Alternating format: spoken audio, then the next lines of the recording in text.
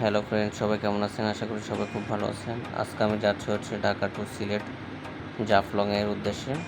So আজকে আমি আপনাকে দেখাবো আপনারা জাফলংয়ে গেলে একদিনে যা যা ঘুরে আসতে পারবেন, বা জাফলংয়ে গেলে আপনারা যে যে স্পটগুলো ঘুরে দেখতে পারবেন সে সম্পর্কে ধারণা দেব। সো চলুন ভিডিওটি শুরু করা যাক। এই যে আপনারা যদি জাফলংয়ের দিকে যেতে থাকেন, জাফলংয়ের যাওয়া ঠিক 8 থেকে 10 কিলোমিটারের মধ্যেই আপনারা এই ভিউগুলো দেখতে পারবেন। এরকম ভিউ দেখা শুরু হবে পুরো রাস্তা জুড়েই জাফলং পর্যন্ত। ঠিক এরকম ভিউগুলো দেখতে পাবেন, পুরো একটি কাশ্মীর টাইপের ভাইব আসবে এরকম ভিউগুলো। ওই যে পাহাড়গুলো দেখতে পাচ্ছেন, এগুলো ইন্ডিয়ার মেঘালয় রাজ্যের পাহাড়গুলো। সো প্রথমে আপনারা জাফলং যাওয়ার পথে, যখন আপনারা সিলেট থেকে জাফলংয়ের উদ্দেশ্যে রওনা দিবেন, তখন জাফলং যাওয়ার শুরুতে আপনারা প্রথমে নলজুরি ক্রিকেট ক্লাব এখানে নামতে পারেন। এই জায়গাটি অনেক সুন্দর, মনোরম পরিবেশ দৃশ্য এবং অনেকগুলো ঝর্ণা দেখতে পারবেন, এবং ইন্ডিয়ান মেঘালয় রাজ্যের পাহাড়গুলো সবগুলোই দেখতে পারবেন। এই হলো নলজুরি ক্রিকেট ক্লাব। এটি জাফলং যাওয়ার রোডেই পড়ে এই খেলার মাঠটি। এটা অনেক সুন্দর একটি পরিবেশ, অনেক সুন্দর জায়গা দূরে এটা গঠিত, এই নলজুরি ক্রিকেট ক্লাবটি। এখানে অনেক দর্শনার্থী যায় ঘোরার জন্য। এরপর আপনারা এটা ঘোরাঘুরি করা শেষ হলে এরপর চলে আসতে পারেন তামাবিল ল্যান্ড পোর্টে। এটি হচ্ছে বাংলাদেশ ইন্ডিয়া বর্ডার। এটি বাংলাদেশের একটি অন্যতম স্থলবন্দর।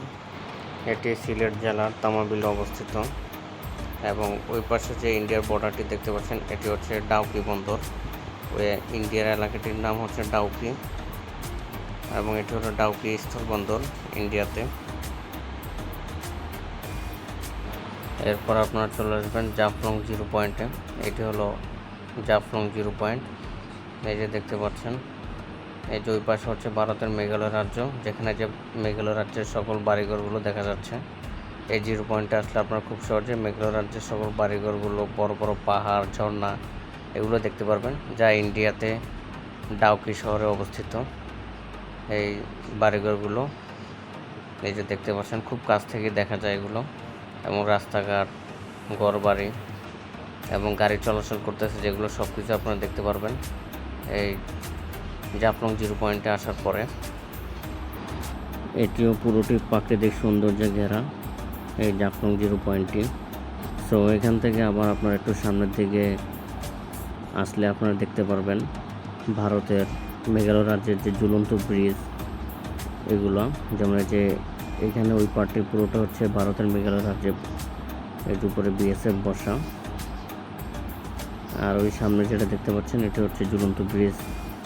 এই ঝুলন্ত ব্রিজ দেখার জন্য অনেক মানুষ আসে এখানে। মোট কথা ওই পারে এটা পুরোটাই ভারত। এরপর এখানে আপনারা ঘোরাঘুরি হাঁটাহাঁটি করতে পারবেন, খুবই সুন্দর একটি পরিবেশ। পাথরের মধ্যে বসে ছবি তুলতে পারবেন, গোসল করতে পারবেন। এরপর এটা ঘোরাঘুরি শেষ হলে আপনারা চলে আসতে পারেন মায়াবী ঝর্ণা। এইখানে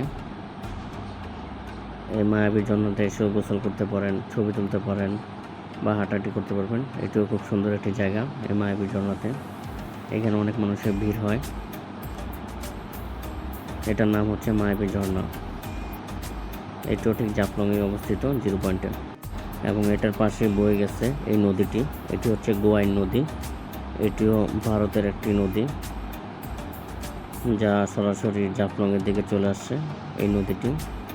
এই নদীটির নাম হচ্ছে গোয়াইন নদী। এই যে মেঘালয় রাজ্য থেকে এই নদীটি মিলিত হয়েছে বাংলাদেশের দিকে। তো জাফলংয়ে আসলে আপনারা এই গোয়াইন নদীতেও গোসল করতে পারবেন, বা এখানেও আপনারা সাঁতার কাটতে পারবেন বা ছবি তুলতে পারবেন এই গোয়াইন নদীতে। এটি অনেক সুন্দর একটি নদী, অনেক সুন্দর পরিবেশ নিয়ে গঠিত এই নদীটি, এবং এর প্রাকৃতিক সৌন্দর্যগুলো আপনাকে খুব আকর্ষিত করবে।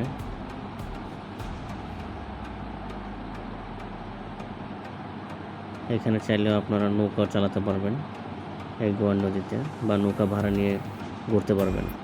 এরপরে আপনাদের এগুলো সব কিছু ঘুরে ঘুরে শেষ হলে চলে আসতে পারেন জাফলং চা বাগানে। এটি হলো জাফলং চা বাগান। জাফলং সমতল চা বাগান বলা হয় এটিকে। এটিও বিশাল জায়গা জুড়ে বিস্তৃত এই চা বাগানটি। এখানে আসার পর আপনারা হাঁটতে পারবেন, ছবি তুলতে পারবেন, ঘুরতে পারবেন বা চা বাগানগুলো ঘুরে দেখতে পারবেন সম্পূর্ণ।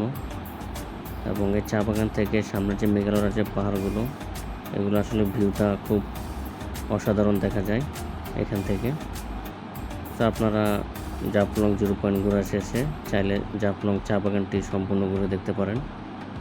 সাথে পাহাড় সহকারে চা বাগানগুলো, ভিউটা আসলে অনেক সুন্দর। তো এটি একটি সুন্দর জায়গা। সো আপনারা যদি জাফলং আসেন তাহলে আপনারা একদিনে চাইলে এই সবগুলো স্পট ঘুরে দেখতে পারবেন খুব সহজেই। সো আপনারা যারা জাফলং আসবেন তারা একদিনে বা জাফলং আসার পরে আপনারা এই সবগুলো স্পট ঘুরে দেখতে পারেন। খুবই সুন্দর পরিবেশ নিয়ে গঠিত এবং খুবই মনোরম দৃশ্য, প্রাকৃতিক পরিবেশ, প্রাকৃতিক বাতাস, পাহাড় পর্বত, তারপরে আপনারা ঝর্ণা, নদী সব কিছুই পেয়ে যাবেন এখানে। তো জাফলং আসলে আপনারা এগুলো অবশ্যই ঘুরে দেখতে পারেন। সো আমার আজকের ভিডিও এই পর্যন্তই। সবাই ভালো থাকবেন, সুস্থ থাকবেন। আল্লাহ হাফেজ।